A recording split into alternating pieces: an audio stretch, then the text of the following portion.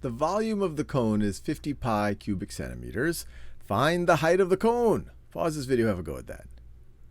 All right, let's just remind ourselves the volume of a cone.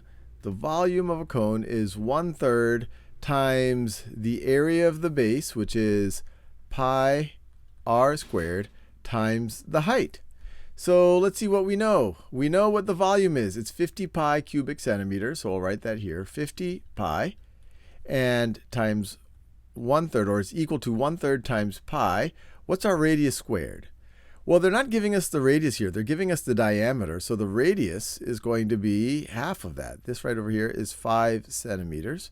So the radius squared is going to be 25. And then all of that times h.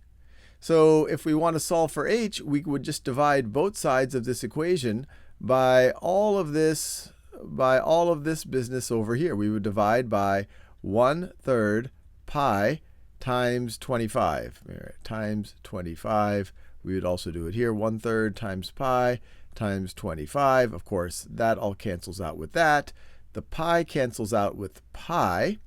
Let's see. 50 divided by 25 is 2. So this is 2.